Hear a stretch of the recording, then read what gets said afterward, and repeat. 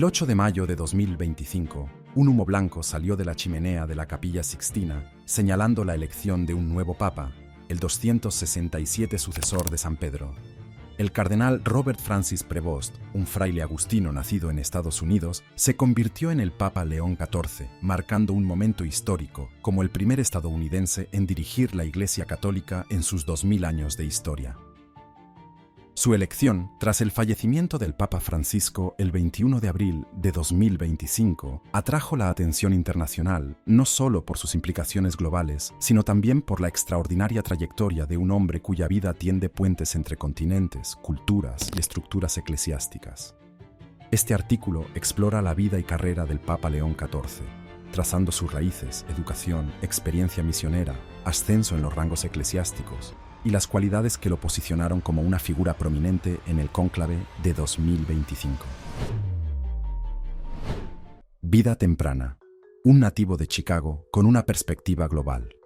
Robert Francis Prevost nació el 14 de septiembre de 1955 en Chicago, Illinois, una ciudad vibrante y multicultural conocida por sus fuertes raíces católicas y su profunda herencia inmigrante.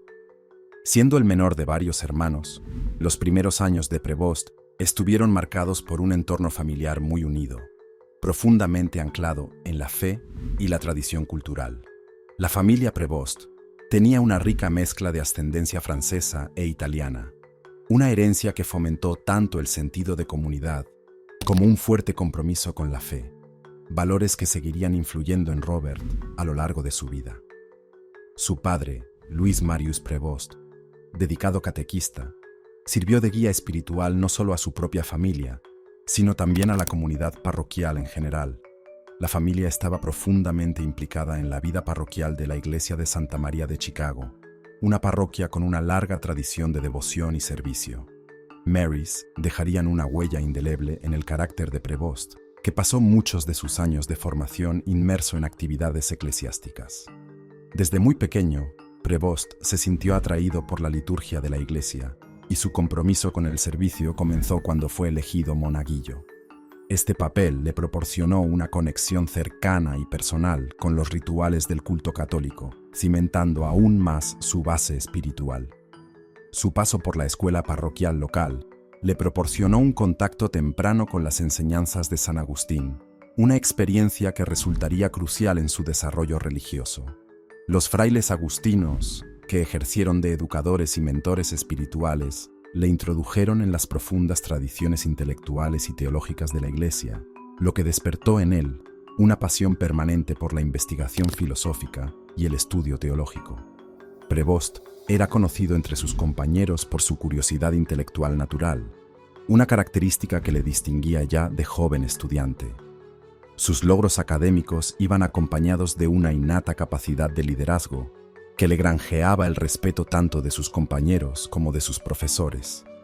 Estas cualidades le señalaron como alguien destinado a algo más que a las actividades ordinarias.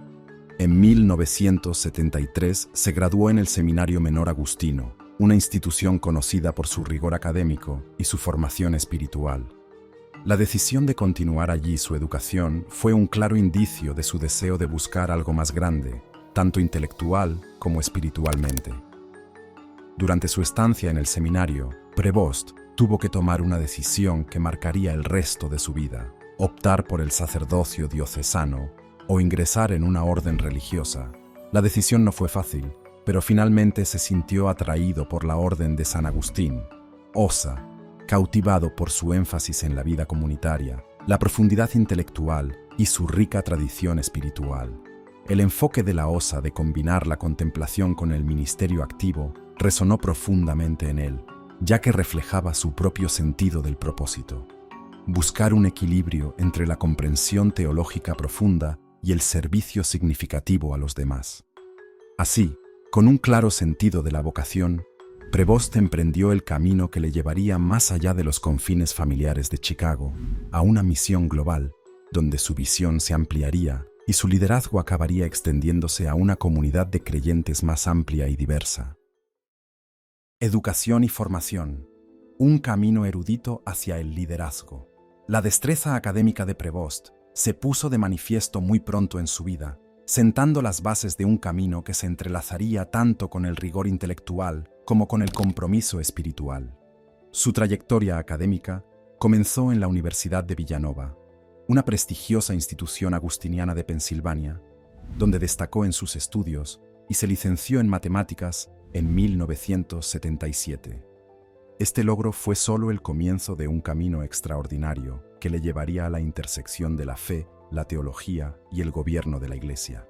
Ese mismo año, Prevost emprendió su camino religioso, ingresando en el noviciado de la provincia agustiniana de Nuestra Señora del Buen Consejo en San Luis, Missouri.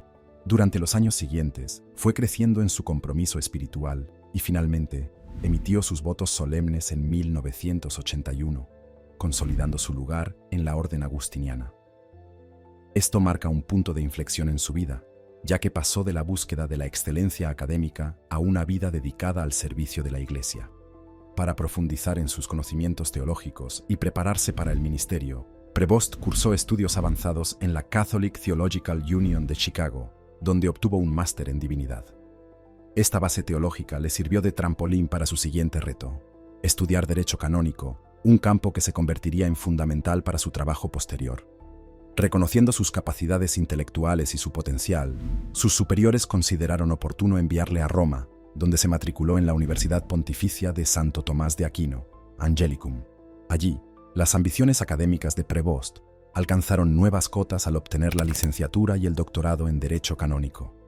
Su tesis doctoral, un meticuloso estudio sobre el papel del prior local en la Orden de San Agustín, reveló su gran interés por las estructuras que rigen las comunidades religiosas y su funcionamiento interno. Este trabajo académico no solo cimentó su experiencia en derecho canónico, sino que también demostró su profundo compromiso con los aspectos organizativos de la Iglesia, un tema que seguiría dando forma a sus futuros proyectos. La ordenación sacerdotal de Prevost, el 19 de junio de 1982 en Roma, fue un momento decisivo en su vida. Le ordenó el arzobispo Jean Jadot, que entonces era propresidente de la Secretaría Vaticana para los no cristianos. Esta experiencia fue algo más que un hito espiritual. Introdujo a Prevost en la dimensión global de la Iglesia, ampliando sus horizontes y preparándole para un futuro que abarcaría continentes, tendiendo puentes entre culturas y llevando el mensaje de la fe católica a diversas partes del mundo. Años misioneros en Perú. Engaging the Margins. En 1985, Prevost fue destinado a la misión agustiniana de Chulucanas, Perú, una remota región enclavada en el norte del desierto de Piura. El paisaje seco e implacable estaba muy lejos de las comodidades de los centros urbanos que había conocido, pero se convertiría en un lugar de profunda transformación para él. Este capítulo de su vida resultaría ser uno de los más formativos, tanto personal como profesionalmente. Durante su estancia en Perú, de 1985 a 1998, con un breve paréntesis, Prevost desempeñó diversas funciones. Trabajó como párroco, dirigiendo y alimentando una congregación pequeña pero devota. Su vocación pronto se amplió a responsabilidades más amplias, como funcionario diocesano, educador en el seminario y administrador. Su capacidad de adaptación y su inquebrantable compromiso con su vocación le llevaron a asumir cada uno de estos cargos con la misma pasión y devoción, a menudo en circunstancias difíciles. Los peruanos vivían sumidos en la pobreza, la desigualdad y profundas divisiones sociales. A medida que trabajaba en la región, Prevost empezó a darse cuenta de la complejidad de estos problemas, afrontándolos de frente con compasión y determinación. Su experiencia en Perú le expuso a las necesidades pastorales únicas de las comunidades marginadas, enseñándole que la misión de la Iglesia se extendía más allá del púlpito. Se trataba también de luchar por la justicia y la igualdad de los pobres. La inmersión de Prevost en la cultura y las luchas del pueblo le llevaron a tomar una decisión importante en 1993. Se naturalizó peruano. Esta decisión fue un claro símbolo de su compromiso a largo plazo con el país y su gente. Su nueva nacionalidad reflejaba su arraigada conexión con la comunidad a la que había servido durante casi una década. Prevost, que hablaba español con fluidez y conocía bien las ricas y diversas culturas de América Latina, tendió un puente entre sus raíces europeas y las vibrantes tradiciones de Perú. Su fluidez cultural se convirtió en un punto fuerte que le sirvió en años posteriores, especialmente a medida que crecía su reputación en el Vaticano. Además de sus obligaciones pastorales, Prevost se vio inmerso en la compleja y a menudo dolorosa realidad de los esfuerzos de la Iglesia por hacer frente a los abusos sexuales cometidos por el clero en Perú. Adoptó una postura proactiva al respecto, convirtiéndose en 1998 en el primer presidente de la Comisión Episcopal para la Protección de Menores y Adultos Vulnerables. Como tal, organizó numerosas reuniones con las víctimas para escuchar sus historias, comprender su dolor y ofrecerles apoyo. Sus esfuerzos formaban parte de una iniciativa más amplia de la Iglesia para responder más eficazmente a la creciente oleada de denuncias. Uno de los casos más notables y controvertidos fue el del Sodalicio de Vida Cristiana, una comunidad religiosa de Perú envuelta en un escándalo de abusos sexuales. La participación de Prevost en el tratamiento de estas acusaciones fue tanto elogiada como criticada. Algunos lo alabaron por su compromiso con la responsabilidad y la justicia, abogando por la transparencia y una respuesta genuina a las víctimas. Sin embargo, no todos vieron sus esfuerzos con los mismos ojos. Su papel en estos esfuerzos se convirtió en un punto de controversia, especialmente cuando, en 2025, surgieron informes sobre un acuerdo que implicaba a un sacerdote de la diócesis de Chiclayo, donde Prevost había servido más tarde como obispo. La diócesis había pagado $150,000 para resolver las acusaciones, lo que ensombreció la labor anterior de Prevost. Los partidarios de Prevost rechazaron vehementemente estas afirmaciones, afirmando que eran engañosas y estaban sacadas de contexto. Señalaron su inquebrantable compromiso de garantizar el debido proceso y la rendición de cuentas de todos los implicados. A pesar de la controversia, el trabajo de Prevost en Perú sentaría las bases para sus futuras funciones de liderazgo, y las experiencias de esos años darían forma a su enfoque de las complejidades del gobierno de la Iglesia y la atención pastoral en los años venideros. Liderazgo en la Orden Agustiniana, una perspectiva global. En 1999, Prevost regresó a Estados Unidos, marcando el inicio de un nuevo capítulo en su carrera eclesiástica. Asumió el cargo de provincial de la provincia agustiniana de Chicago, un importante puesto que le permitió dirigir y guiar a una de las comunidades agustinianas más destacadas del país. El cargo requería tanto sensibilidad pastoral como perspicacia organizativa, ya que se le encargó supervisar una amplia gama de misiones, instituciones educativas y programas de divulgación. 2 años más tarde, en 2001, el liderazgo y la reputación de Prevost se extendieron más allá de la provincia de Chicago cuando fue elegido prior general de toda la Orden de San Agustín, cargo que ocuparía durante 2 mandatos hasta 2013. Como prior general, la influencia de Prevost se expandió por todo el mundo. Era responsable de supervisar comunidades agustinianas repartidas por varios continentes, como África, Asia, Europa y América Latina. Las exigencias de este cargo eran inmensas y le obligaban a navegar por las complejidades de diferentes culturas, historias y ambientes eclesiales, manteniendo al mismo tiempo la unidad espiritual y administrativa de la orden. La capacidad de Prevost para gestionar tal diversidad le granjeó la reputación de figura unificadora. Sus viajes le llevaron a muchas partes del mundo, donde trabajó para fortalecer los lazos dentro de la orden agustiniana, asegurándose de que las comunidades, independientemente de su ubicación, estuvieran alineadas en su misión y compromiso de servicio. Su estilo de liderazgo estaba marcado por un profundo respeto a las tradiciones locales, lo que le permitía relacionarse con diversas culturas de manera que fomentaba la colaboración y el entendimiento. Sin embargo, su etapa como provincial y prior general no estuvo exenta de dificultades.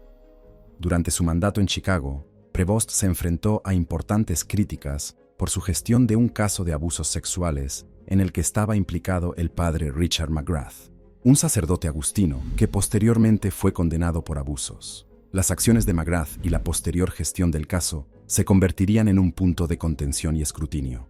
Los críticos, incluidos grupos de defensa como la Red de Supervivientes de Abusados por Sacerdotes, CENAP, por sus siglas en inglés, argumentaron que Prevost no había actuado con suficiente rapidez o decisión al abordar las acusaciones. Señalaron lo que percibían como un fracaso a la hora de tomar medidas contundentes cuando los abusos salieron a la luz por primera vez.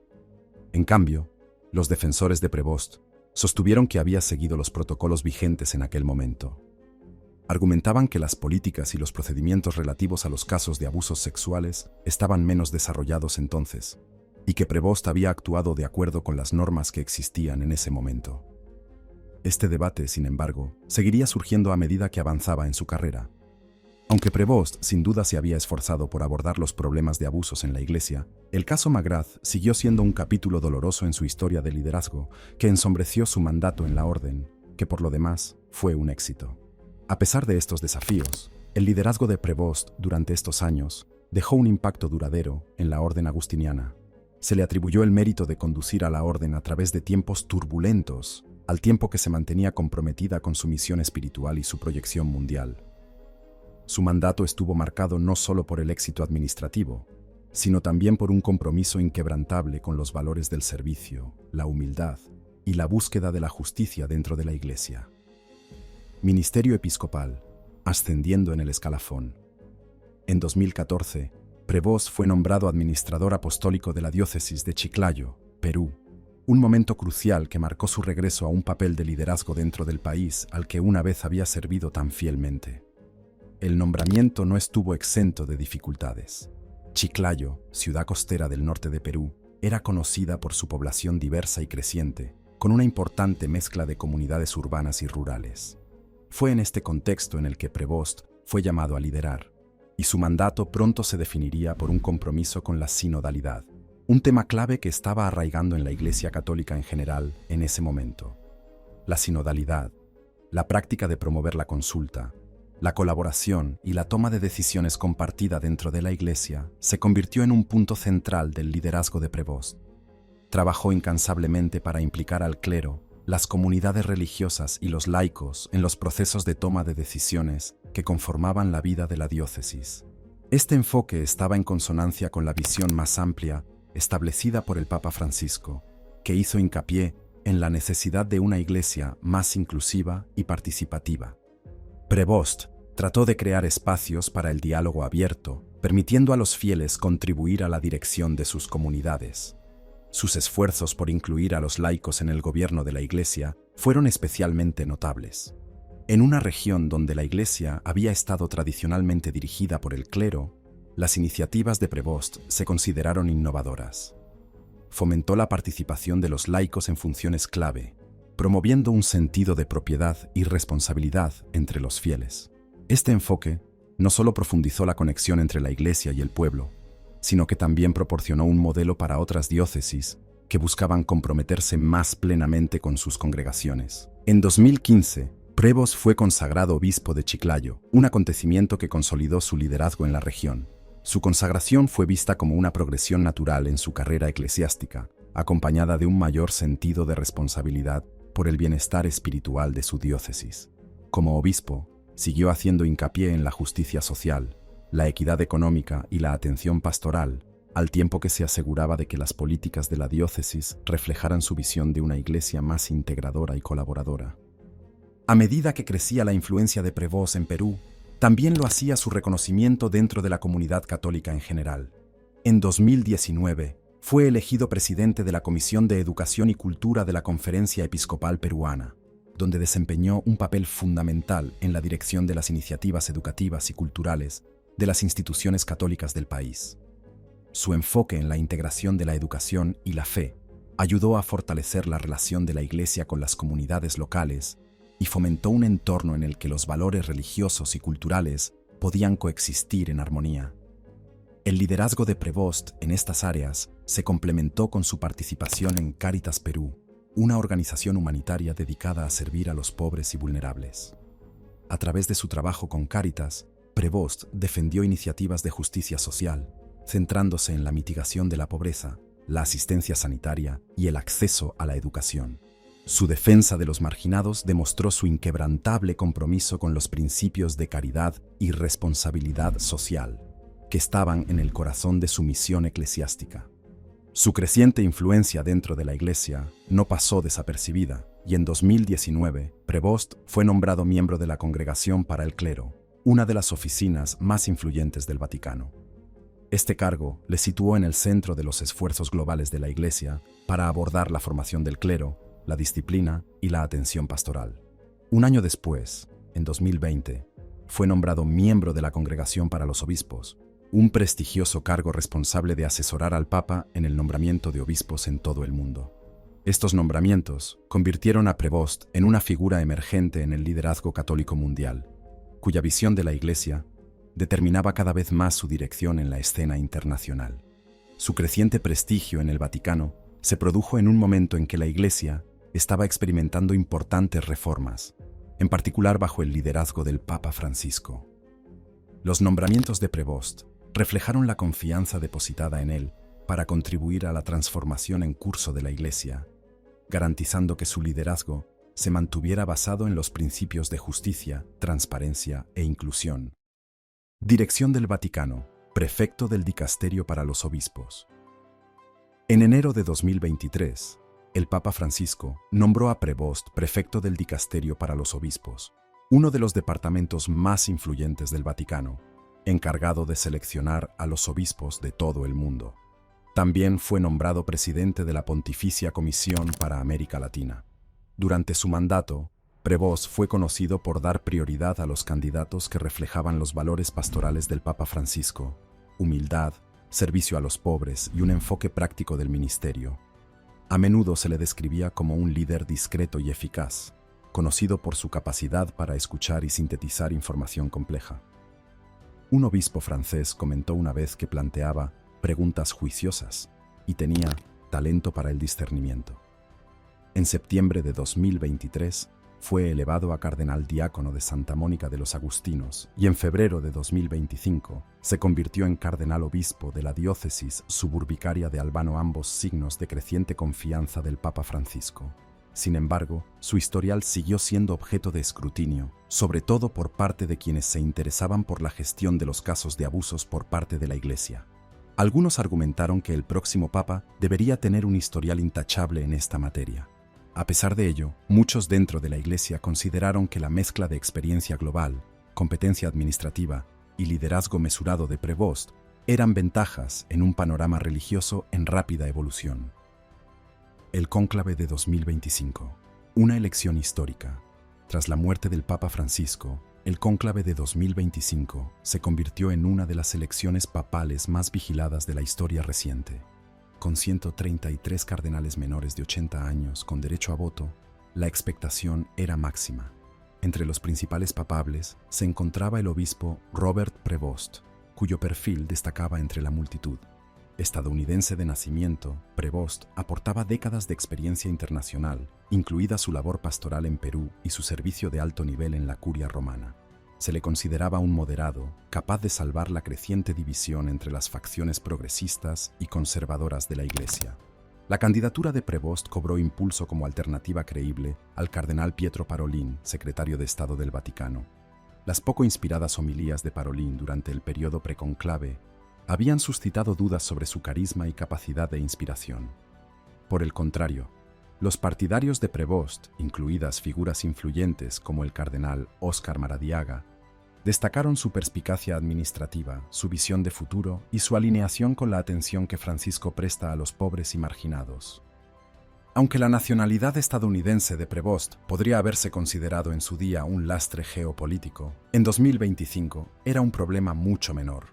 Con menos de la mitad de los cardenales electores procedentes de Europa y casi el 80% nombrados por el Papa Francisco, el colegio cardenalicio estaba más preocupado por el liderazgo espiritual que por la geografía. El largo mandato de Prevost en América Latina y su ciudadanía peruana le distanciaron aún más de la imagen de Papa superpotencia, presentándole en cambio como un eclesiástico verdaderamente global.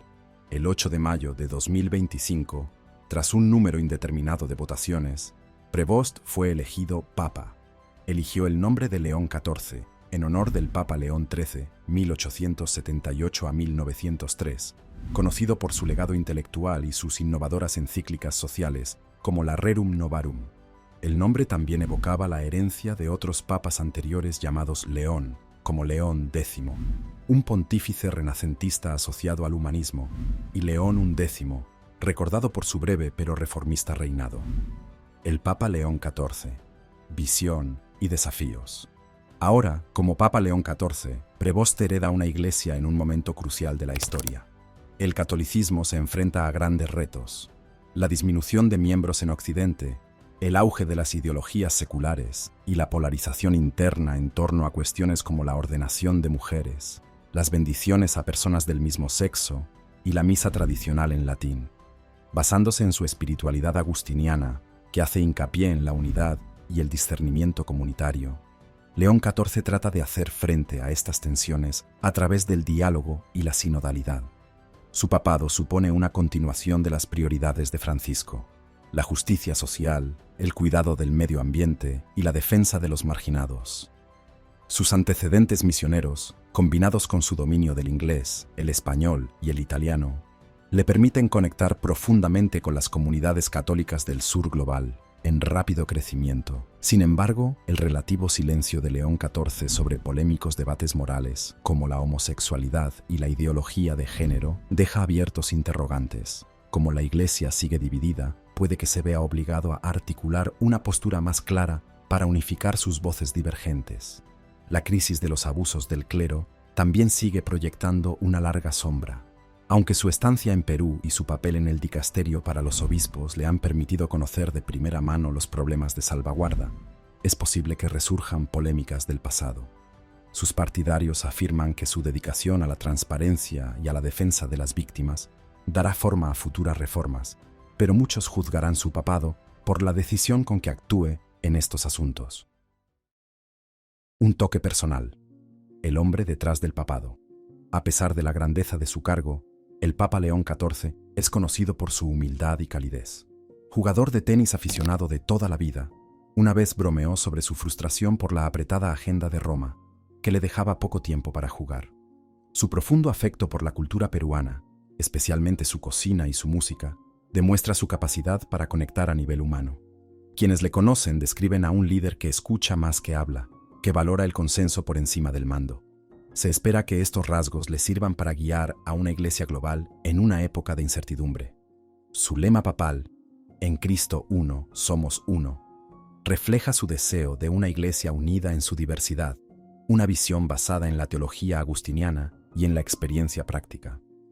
Al salir al balcón de la Basílica de San Pedro, León XIV no solo cargaba con las esperanzas de 1.400 millones de católicos, sino también con la responsabilidad de un papado sin precedentes.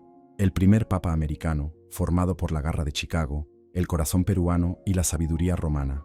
El viaje del Papa León XIV, desde una parroquia de Chicago hasta el trono de San Pedro, es una historia de resistencia, fe y visión global. Su educación, su servicio misionero y su liderazgo en el Vaticano le han preparado para afrontar las complejas exigencias del catolicismo del siglo XXI. Mientras dirige a la Iglesia hacia un nuevo capítulo, su camino, enraizado en el servicio, moldeado por los desafíos y guiado por la sinodalidad, ofrece una convincente visión de esperanza y renovación.